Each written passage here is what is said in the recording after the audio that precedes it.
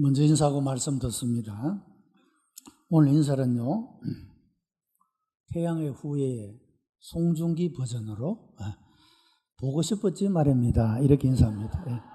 옆 사람 인사합니다.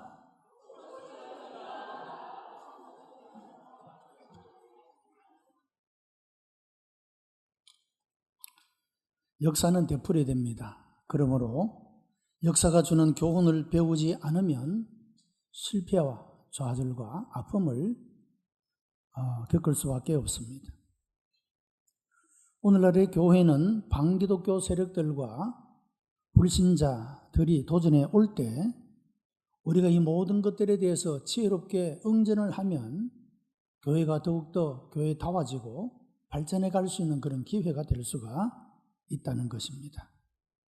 아놀드 토인비라고 하는 역사자는 역사의 발전이 도전에 어떻게 응전하느냐에 따라서 발전할 수가 있다라고 그렇게 말하고 있습니다. 그리고 이 역사를 창조해 가는 사람은 소수의 엘리트이다라고 말하고 있습니다. 다수의 사람이 아니라 깨어있는 소수의 엘리트에 의해서 역사가 제대로 흘러가고 변화를 가져오게 되고 발전해 가게 된다라고 말하고 있는 것입니다. 이 아놀드 토인비는 그렇게 말합니다. 초기 혁신가, 정말로 우리의 삶이 어떠해야 하며 이 나라가 어떠해야 하며 우리의 사회가 어떻게 가야 하는가에 대해서 분명한 비전을 가지고 그리고 전략을 가지고 나아갈 수 있는, 변화시켜 나갈 수 있는 혁신가는 2%에 불과하다라고 말합니다.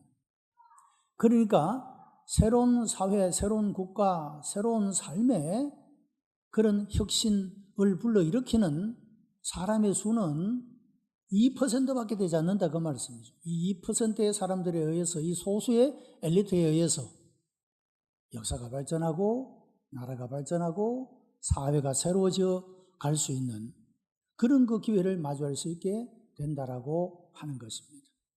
여러분, 기독교 교회 역사도 수천년을 흘러오면서 그 교회가 시대마다 위기를 만나게 되고 그 위기 때마다 이런 넌크리스찬 불신자들과 안티 크리스티애니티 반기독교 세력들 이런 도전에 그들이 잘 응전함으로써 교회가 시대 속에서 다시 희망의 불을 밝히는 그런 교회 공동체가 되고 또 이 교회를 통하여 세상에 새롭게 되어서 나가는 이런 열매들을 맺어오는 그런 모습을 볼 수가 있다라고 하는 것입니다. 바로 여러분들이 하나님의 뜻을 묻고 하나님의 뜻을 이 땅에 펼쳐나가는 바로 여러분이 소수의 엘리트로서 이 시대 속에 하나님 앞에 응답하는 복된 여러분들이 다 되시기를 주님의 이름으로 축복합니다. 이스라엘의 출애굽과 가나안 정복에 있어서 잊지 못할 두 사람은 모세와 여호수아입니다. 모세는 이스라엘 백성들이 애굽에서 고통을 당할 때 그들을 그 고통 가운데서 구원해 내는 하나님의 도구로 쓰임을 받았던 사람입니다. 우리가 잘 알고 있는 대로 출애굽에서부터 시작해서 가나안 땅에 들어가기까지의 40년 동안에 모세가 행했던 놀라운 위대한 기적들을 우리가 보게 됩니다. 홍해의 기적으로부터 시작을 하여 광야에서 수없는 기적들을 경험하게 한 그런 위대한 지도자였다라고 말할 수가 있습니다. 그리고 모세의 뒤를 이어서 이스라엘 백성의 지도자가 되어진 여호수아는 소위 가나안 정복이라고 하는 그 과업을 완성한 그런 사람입니다. 하나님께서 약속하신 땅 가나안 땅에 그 땅을 정복하고 들어가서 12지파에게 그 땅을 분배하여 나누어 주게 되고 이제까지는 방랑하고 유목적인 유랑하는 삶을 살아왔지만 이제는 가나안 땅에 정착해서 안정된 그런 삶을 살아가도록 했던 그런 위대한 지도자였다라고 말할 수가 있습니다. 모세의 뒤를 이어서 여호수아가 이스라엘 백성의 지도자로 부름을 받을 때 여호수아는 굉장히 두렵고 떨리는 마음을 가졌습니다. 왜냐하면 모세의 위대성을 너무 잘 알고 있거든요. 모세가 얼마나 위대한 지도자로 그야말로 감당할 수 없는 문제들을 해결해내는 그런 모습들을 볼 때 내가 감히 어떻게 모세와 같은 지도자가 될 수가 있을까 생각을 했습니다. 그런데 여러분, 하나님께서 이 여호수아를 지도자로 부르실 때 그에게 결정적으로 주었던 여호수아가 도저히 거부할 수 없는 약속이 하나 있었습니다. 그 말씀이 무엇인가 하니까 이 말씀이죠. 내가 모세와 함께 있던 것과 같이 내가 너와도 함께 하리라. 이 말 한마디입니다. 물론 모세 자신이 위대했습니다. 그런데 모세의 이 모든 위대성은 어디로부터 온 것이냐 하면 하나님이 모세와 함께 하시고 모세를 통하여 하나님의 능력을 나타내셨기 때문에 모세는 위대할 수가 있었습니다.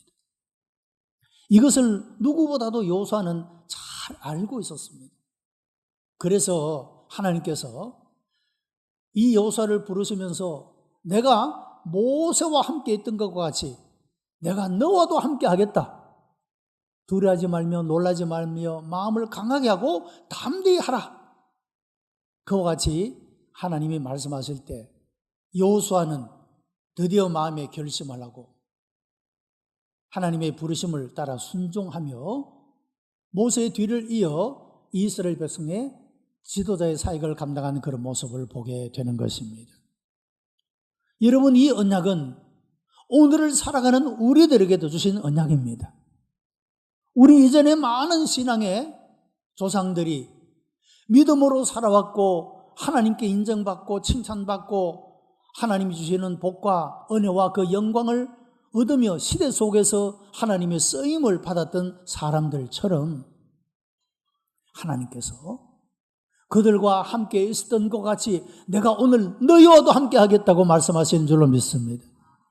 우리가 이런 확신을 가지고 하나님이 나와 함께 하심을 믿고 여러분 오늘의 삶을 믿음으로 승리해가는 그런 복된 여러분들이 되시기를 바랍니다.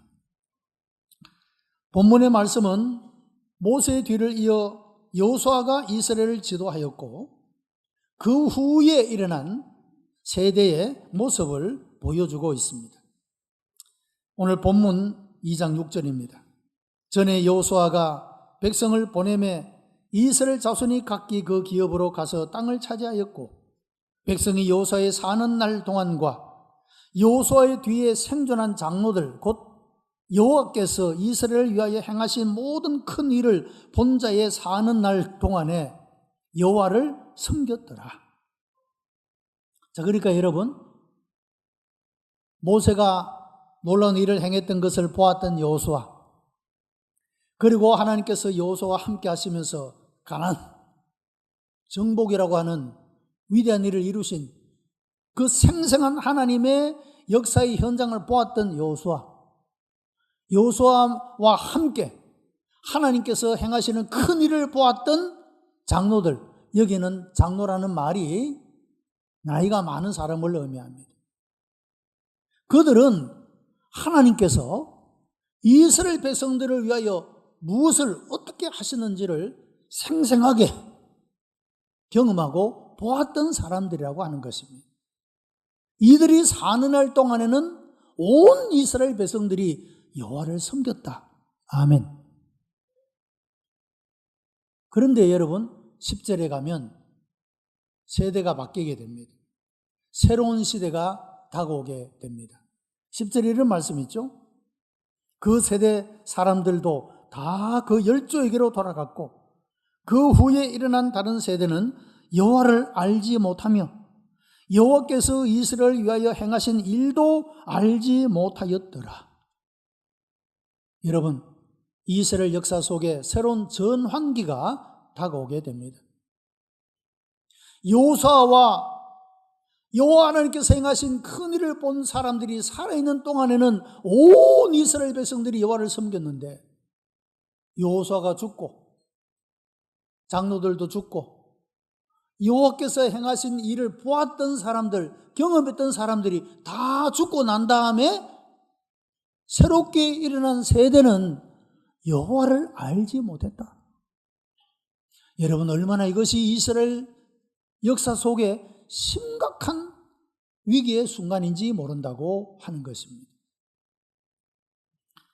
후세대에게 신앙을 물려주지 못하는 것은 우리가 심각하게 경계해야 할, 다른 것과 비교할 수 없는 중대한 일이라고 말할 수가 있습니다. 왜냐하면 신앙을 잃어버리는 것은 재산이나 육신의 생명이 아니라 영원한 기업과 영원한 생명을 잃어버리는 것이기 때문입니다. 여러분, 오늘날의 교회의 청년들의 숫자와 청소년과 아동들의 숫자가 단순히 인구 감소의 수준이 아니라 심각한 수준으로 감소되고 있다는 그런 통계를 매년 안타깝게 바라보게 됩니다. 우리 대한예수교 장로회 통합교단도 마찬가지입니다. 매년 청년들과 청소년들과 아동들의 숫자가 심각하게 감소하고 있는 그런 모습을 볼 수가 있다라고 하는 것입니다. 어떤 분은 이대로 가면 한국도 머지않아서 선교하는 나라에서 다시 선교를 받는 나라가 되어야 할 것이라 하는 어두운 전망을 하기도 합니다. 지금 여러분, 영국이 그렇지 않습니까? 온 세상의 나라와 민족을 향해서 복음을 전했던 영국은 지금 선교를 받는 나라가 되고 있습니다. 이때에 우리 모든 교회의 성도들이 깨어나고 다음 세대들이 일어나서 어두운 전망으로 인한 패배주의와 절망감을 박차고 일어나 새로운 시대를 활짝 열어나갈 수 있게 되기를 바랍니다.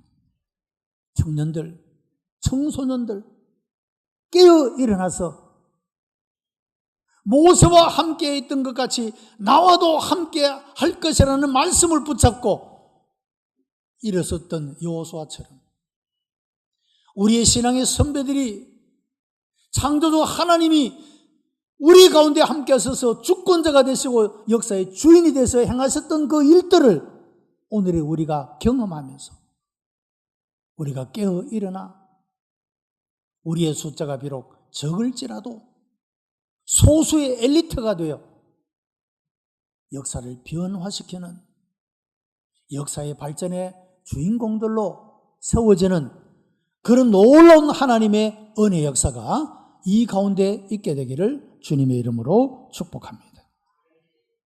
새로운 세대가 여호와를 알지 못하였다고 하는 것은 두 가지의 의미를 담고 있습니다. 첫째는 하나님에 대한 경험적인 지식을 상실했다라고 하는 것입니다. 두 번째는 하나님에 대한 영적인 무관심을 나타내고 있다라고 하는 것입니다. 여러분, 오늘의 세대가 딱 그렇지 않습니까? 하나님에 대한 경험적 지식을 가지고 있지 못합니다. 영적으로는 얼마나 무관심한지 모릅니다. 온통 우리의 관심은 세상적인 것에 쏠려 있습니다. 영적인 가치는 아무것도 아닌 것처럼 생각하고 살아가는 세대 속에 우리가 던짐을 받고 그곳에서 살아가고 있다는 것입니다. 여러분, 당시의 상황이 이랬다는 것을 당시에 제사장이었던 엘리의 두 아들의 모습을 통하여 볼 수가 있습니다. 홈니와 비느하스, 이 엘리 제사장의 두 아들은 아버지는 제사장으로 주님께 헌신하였으나 아들들은 여호와를 알지 못했습니다. 그들은 성전 안에서 살았습니다. 그들은 하나님에 대한 메시지를 계속해서 들었습니다. 종교의식에 열심히 참여했습니다. 그러나 여호와를 알지 못했습니다. 그들은 하나님에 대한 지식을 가지고 있었지만 실제적인 생활 속에서 경험으로는 하나님을 알지 못했습니다. 여러분 요한복음 로마서 8장 28절에 우리가 알거니와 하나님을 사랑하는 자 곧 그 뜻대로 부르심을 입은 자들에게는 모든 것이 합력하여 선을 이루게 하느니라고 하는 말씀이 나옵니다. 여기에 우리가 알거니와 라는 말은 기노스코멘이라는 말을 씁니다. 기노스코라는 것은 어떤 의미를 가지고 있느냐 하면 경험적으로 안다, 그런 뜻입니다. 여러분, 우리의 구체적인 실제 생활 속에서 하나님을 만나고 하나님의 역사를 만나고 하나님의 임재를 만나고 여러분 하나님을 경험적으로 우리가 알게 될 때 하나님은 우리의 모든 것들이 합력하여 선을 이루게 하신다고 말씀하고 있다는 것입니다. 오늘도 우리는 형식적으로 말하면 지금 종교 의식에 우리 모두가 다 참여하고 있습니다. 엘리 아들들도 그랬습니다. 매주 메시지를 들었습니다. 성경의 말씀을 들었습니다.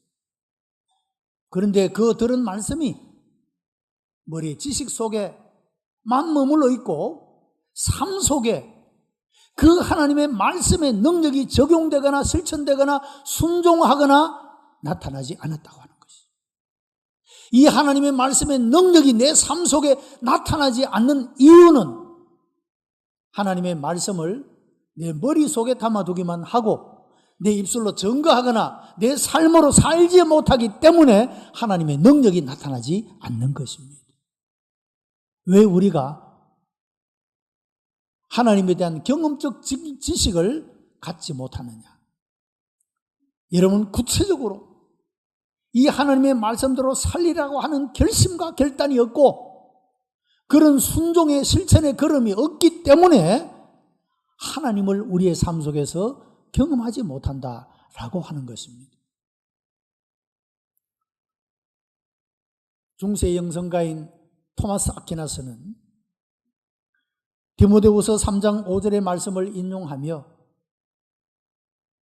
초대교회는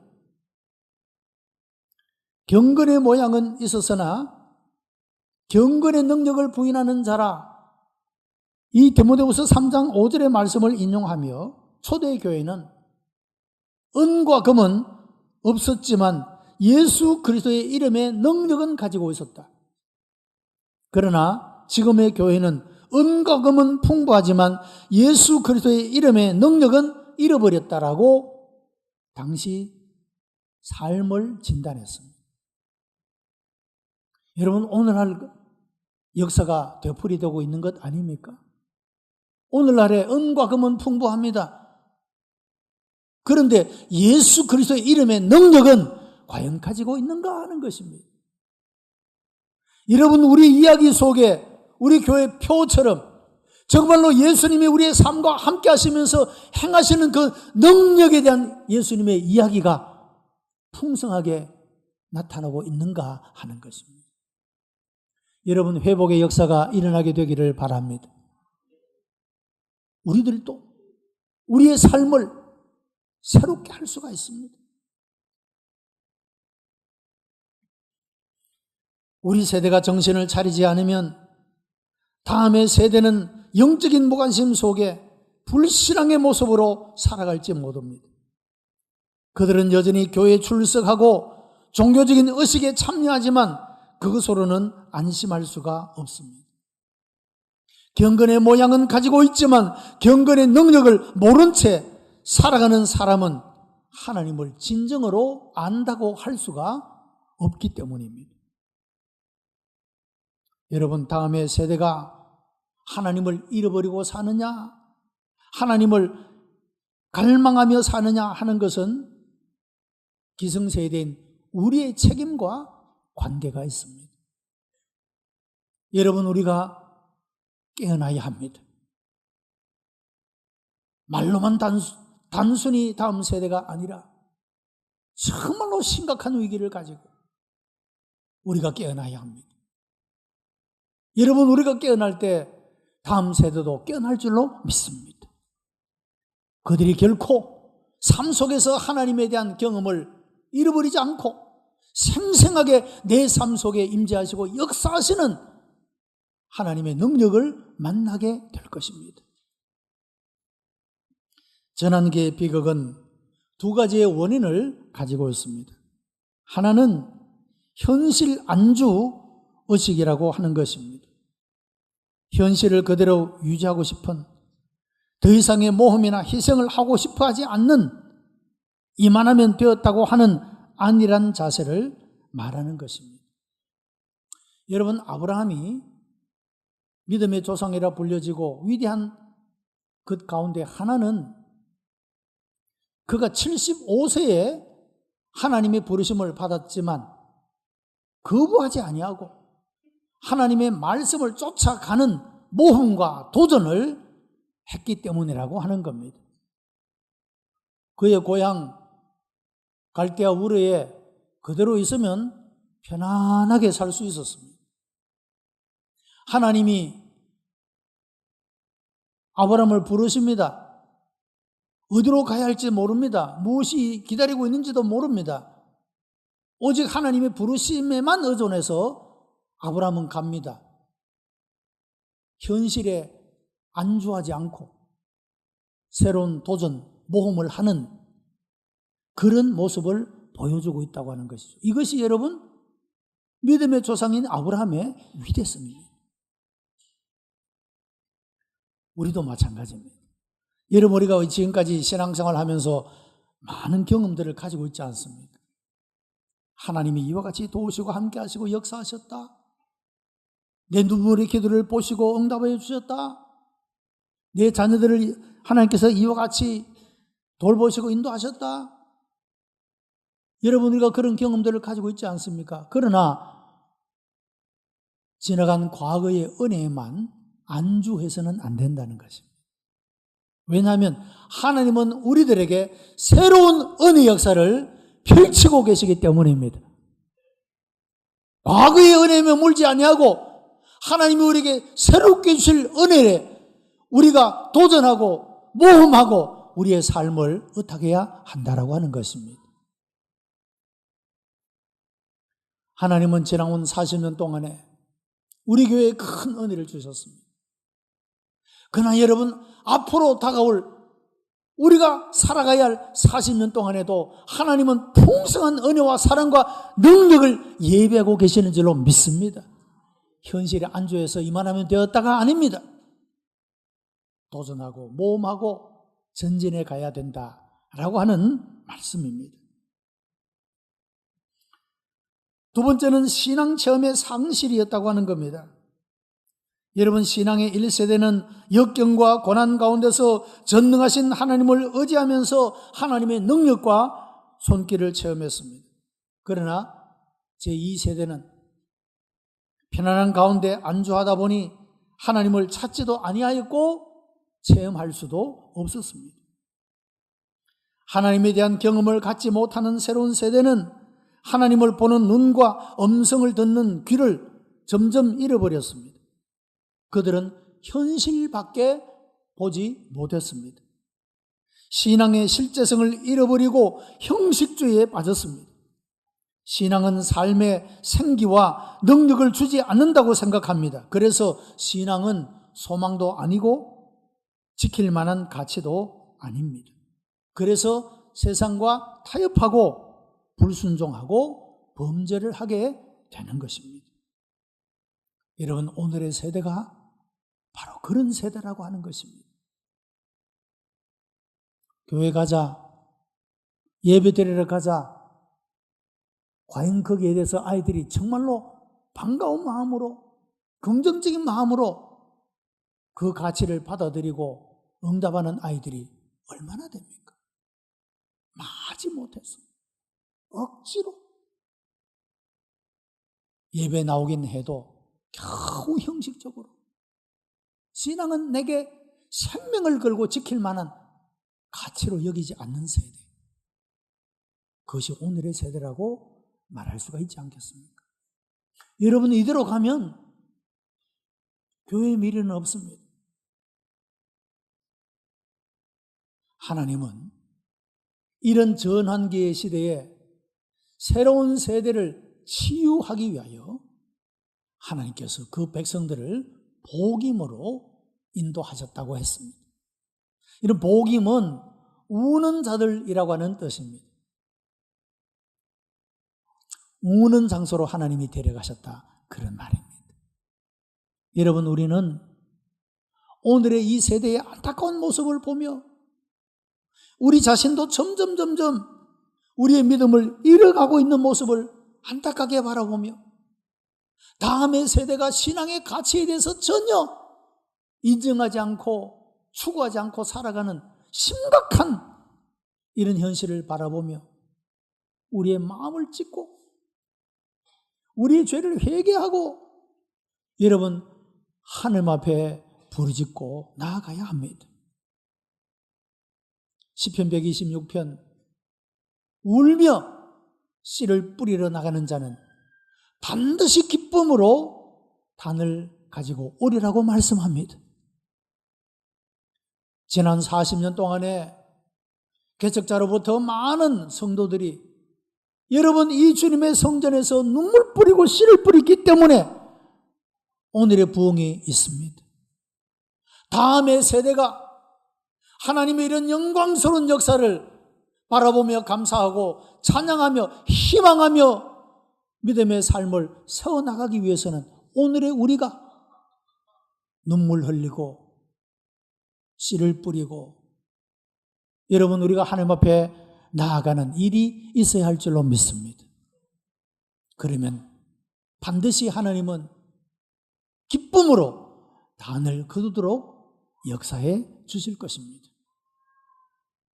오늘의 우리의 세대가 우리의 책임을 다함으로 새로운 세대가 하나님의 새로운 역사를 이어가고 경험하고 나타낼 수 있도록 오늘의 우리의 책임을 다할 수 있는 복된 여러분들이 다 되시기를 주님의 이름으로 축복합니다. 기도하십시다.